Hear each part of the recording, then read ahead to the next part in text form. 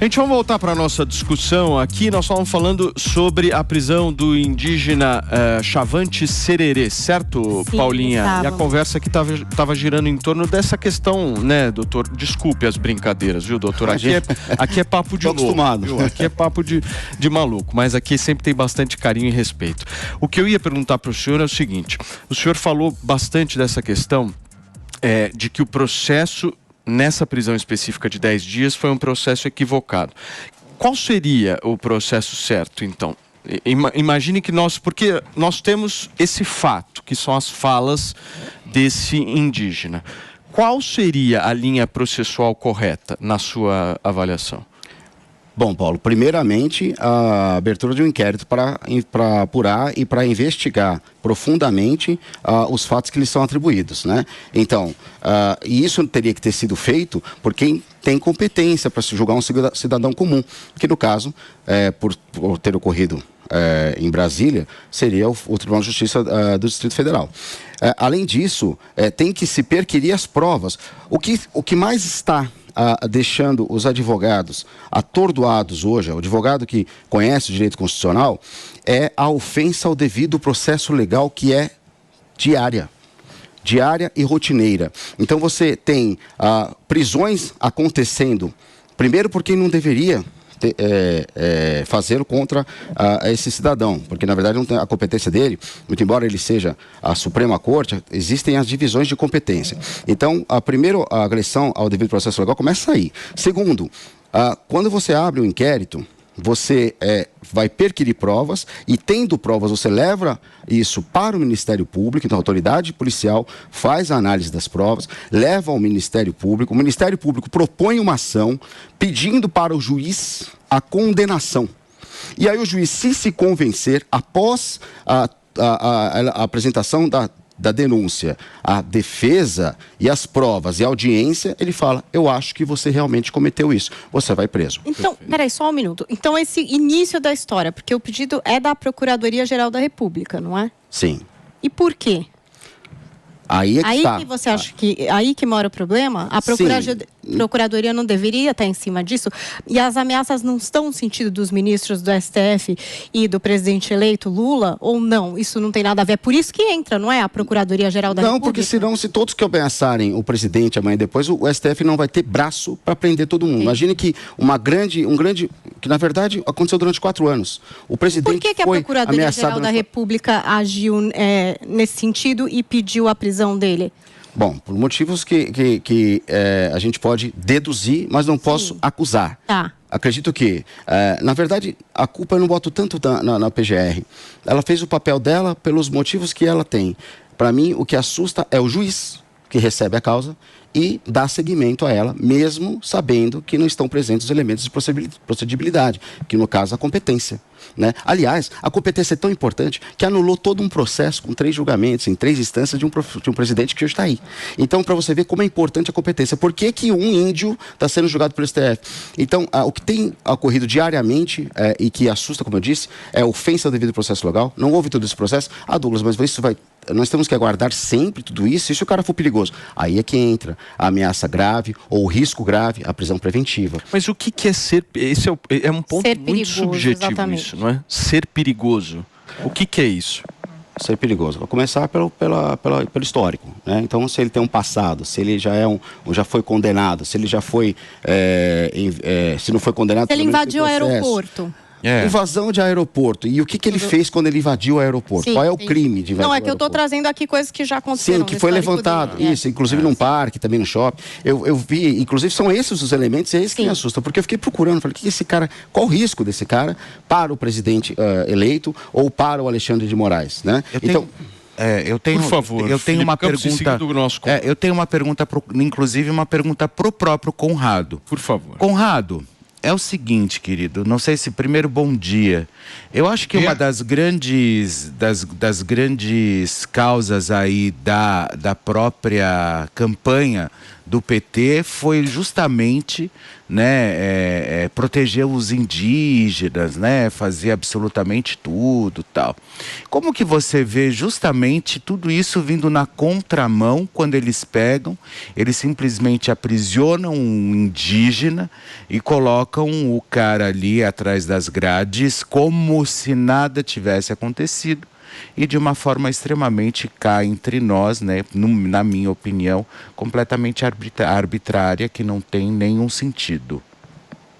Bom, eu já falei para vocês aí que o que a gente ouve aí no Brasil é uma completa hipocrisia, né? Quando o índiozinho é sindicalizado do time deles, é comoção nacional, Jornal Nacional falando todo santo dia. Agora, quando é o índiozinho do outro lado, aí é silêncio. A gente tá vendo um silêncio total, né? Uma coisa só que eu quero retomar nessa nossa conversa aqui, você discutindo como é que pode começar o processo, como é que não pode começar. A única certeza que a gente tem é que ele não pode começar pela justiça.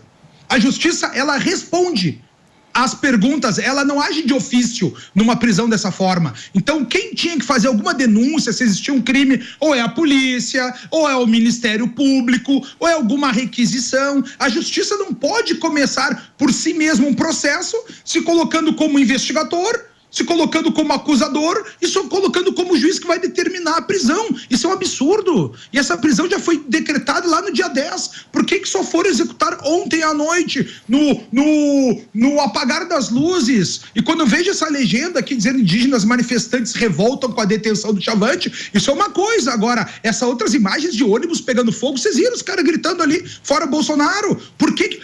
Outra coisa imagética, eu aposto um dedo, começa a entrar, daqui a pouco vai aparecer esse ônibus queimado na capa de todos os jornais. Por que os bombeiros não foram apagar o ônibus? Eu não entendo.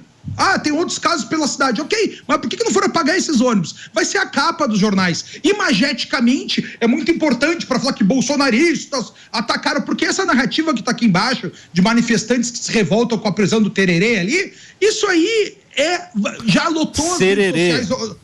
Azar. Tererê é a bebida. Tererê é lá na Bahia. E tererê é bebida, coloca no cabelo. Tererê você toma na cuia. Mas isso é secundário, mas isso é secundário pra vida. Quanto a essa questão aqui que a gente tem que levar, a esquerda veio com a narrativa pronta ontem. Acontece a prisão do índio, o pessoal vai ali pra frente da polícia, a mulher do cara se revolta, começa uma quebradeira generalizada na cidade. Cara, tem vídeos importantes que eu já mandei pra produção aí, do pessoal simplesmente botando fogo de carro a carro, um grupo encabuzado, um grupo de mochila, um grupo botando funda com explosivo na funda, um grupo, não, deixa eu só finalizar aqui, quebrando carro por carro. O Conrado a narrativa pronta. O Conrado, ele é extremamente, como se diz, competente dentro desse assunto indígena. Eu fiquei abismado. Ficou? Fiquei. Conradão, deixa eu só te falar uma coisa, meu querido. Desculpe te interromper, detesto fazer isso, você sabe muito bem. Eu só preciso ir para um rápido intervalo comercial, porque o nosso tempo está estouradíssimo. E aí, meu amigo, intervalo comercial, quando estoura, você sabe muito bem. Aí o Xandão vem para cima, turma, são 10h43, a gente já volta.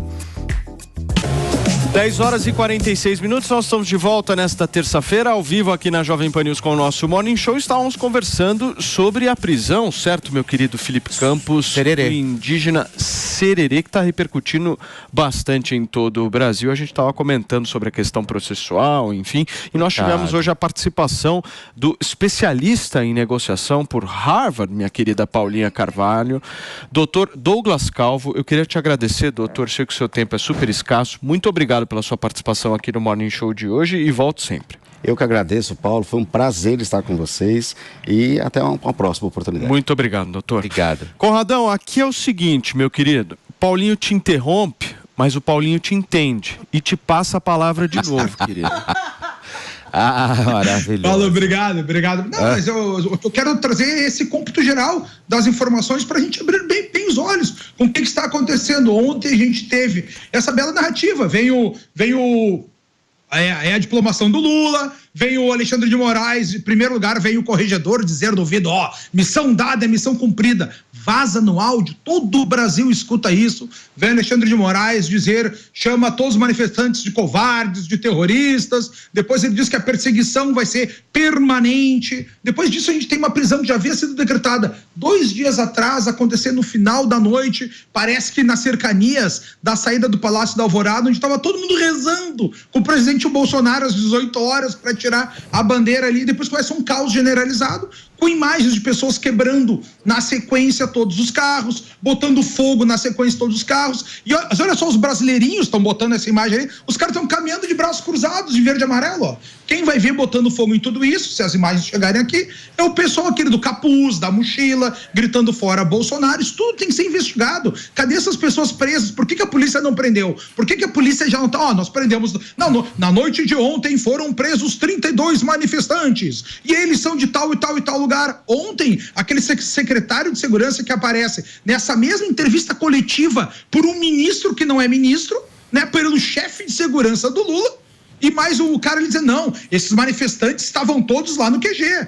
A narrativa que vocês vão ver agora é querer acabar com as manifestações nos QGs. É isso que a gente está vendo acontecer. E a esquerda vem polvorosa para botar essa mesma legenda que está ali embaixo. Ó. Manifestantes se revoltam com o Chavante e quebram tudo. É inacreditável. A mesma coisa que a esquerda está dizendo é o que está escrito lá embaixo. Vocês não têm dúvida. Tipo, eu tenho dúvidas do que está acontecendo. Não estou falando que é só gente. Tem só gente para Bolsonaro ou contra Bolsonaro. Manifestação. Eu não sei. Eu quero um esclarecimento cada vez maior. Eu só tenho dúvidas e trago aqui para vocês. E a narrativa veio em enxurrada. Para mim, é um desenho muito bem orquestrado que a gente está vendo. E o que é triste para a população, né? Conradão, deixa eu te fazer uma pergunta, até buscando compreender. Porque você tá colocando aí do ponto de vista de que podem ter tido infiltrados nessa manifestação. Isso é um ponto de vista. Agora, vamos tentar fazer um outro tipo de raciocínio. As pessoas estão há 40 dias acampadas lá em Brasília, em outras cidades. Pacificamente. Pacificamente, beleza. Mas elas estão há 40 dias, num puta de um sol na cabeça, sem o líder delas, por muitas vezes, dar uma única palavra de liderança ou de encaminhamento ou de qualquer tipo de comunicação. 40 dias nós estamos falando. Essas pessoas, muitas delas, perderam os seus empregos, brigaram com as suas famílias, enfim. Elas simplesmente estão se doando por aquilo que elas acreditam de noção de pátria. E eu respeito isso, respeito plenamente isso. Posso até discordar do meio que essas pessoas estão querendo fazer isso. Mas eu respeito que essas pessoas, elas estão indignadas de alguma forma com os caminhos que o Brasil está tomando. Ponto. Agora, será que não era previsível que manifestações assim, 40 dias as pessoas largadas assim, na porta de quartéis, abandonadas assim da maneira como elas estão, uma hora isso resultasse em violência? Eu pelo menos penso assim, não é possível. É um índice de estresse absurdo. O índice de estresse dessas pessoas deve ser, obviamente, altíssimo. Nós estamos falando, gente, de mais de um mês das pessoas paralisadas. E outra, as pessoas paralisadas sem nenhuma liderança. Paralisadas e na expectativa. Na expectativa. Agora,